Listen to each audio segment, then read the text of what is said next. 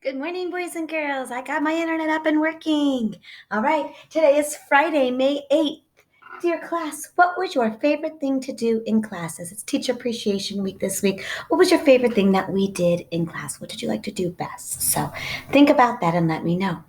We've been in online school for 29 days, 10, 20, and then we've got 9 right here, 29. And then we've got 6 days left of kindergarten. And if we're marking that one out today, every day we mark one out, we have 5 days left. So next week we'll have Monday, Tuesday, Wednesday, Thursday, and then Friday will be our last day in kindergarten. All right, so just a couple of things. We'll kind of do this, make this one a little bit shorter today since I have internet up at the moment and I haven't been able to keep it very well. So one of our questions of the day for math today is, can you find an object that is the same length as your hand? So the same size as your hand. So maybe a pin could be the same size as your hand, or let's see, maybe it's Mrs. Lindsay's phone. Ooh, my phone is a little bit bigger than my hand. So find something that's the same size as your hand. You can go from the sides or from the top to the bottom. Our reading question of the day today is, a cup is the same size as Eden's hand. Very cool. See, look at that. All these things around your houses. That'll be the same size as your hand. Our reading question is, Erica's very happy. What is the opposite of happy? So here's Erica. She's very happy. What's the opposite of happy? Would it be sad or cold? Which would be the opposite of happy? It would be sad. Happy and sad are opposites. All right. So we read our story, The Three Little Pigs, yesterday, or 2 days ago now. And then lucky for my Zoom guys, they got to hear the story of the three little super pigs. So today I'm going to read the story, the true story of the three little pigs. Oh boy, not that one. So even Eden remembers this one, and he's in high school. All right. The true story of the three little pigs. Everybody knows the story of the three little pigs, or at least they think they do. But I'll let you in on a little secret. Nobody knows the real story because no one's ever heard my side of the story. So who's telling the story then? Oh, I'm the wolf, Alexander T. Wolf. You can call me Al. I don't know how this whole big bad wolf thing got started, but it's all wrong. Maybe it's because of our diet. Hey, it's not my fault that wolves eat cute little animals like bunnies and sheep and pigs. That's just the way we are. If cheeseburgers were cute, folks would think you were big and bad too. So the story is coming from the perspective of the wolf. He's the one telling the story. But like I was saying, this whole big bad wolf thing is all wrong.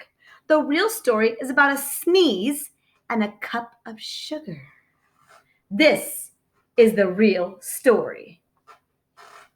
So you guys are going to have to decide on which story you believe in. Do you believe the side of the three little pigs, or are you going to believe the side of the wolf? So be listening for this story.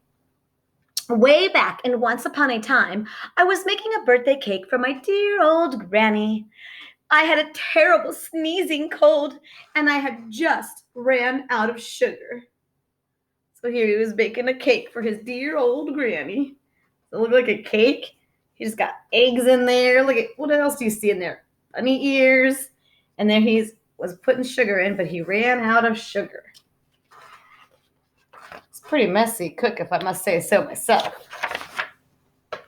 So I walked down the street to ask my neighbor for a cup of sugar. Now, this neighbor was a pig, and he wasn't too bright either.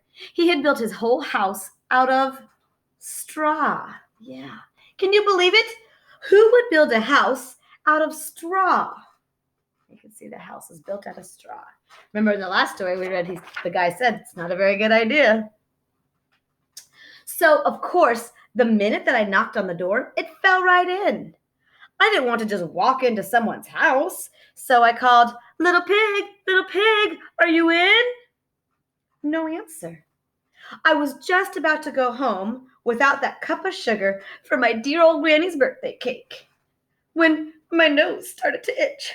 I felt a sneeze coming on. Well, I huffed and I snuffed and I sneezed a great sneeze. Achoo!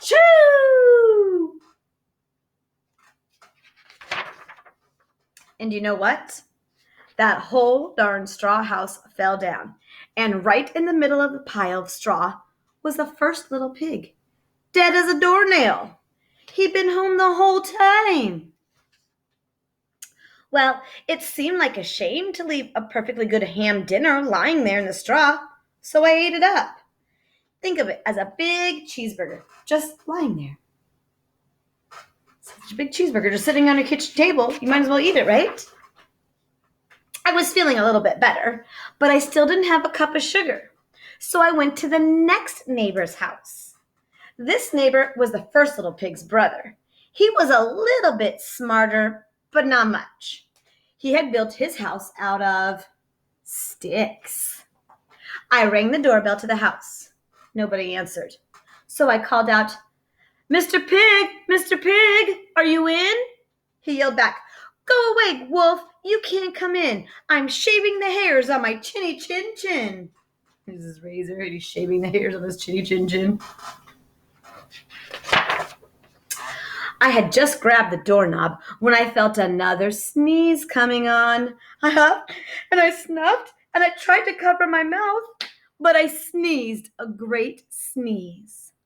And you're not going to believe it, but this guy's house fell down just like his brother's. And when the dust cleared, there was a second little pig, dead as a doornail. Wolf's honor. Do you believe him?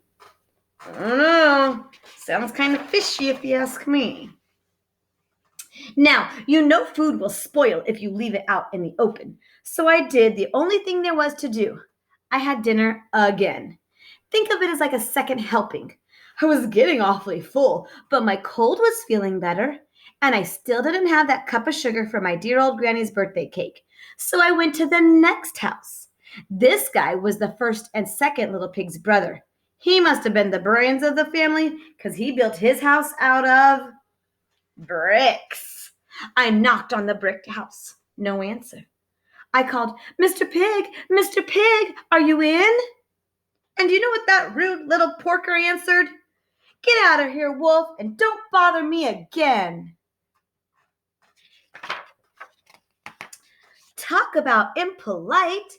He probably had a whole sack full of sugar, and he wouldn't even give me one little cut for my dear old sweet granny's birthday cake. What a pig.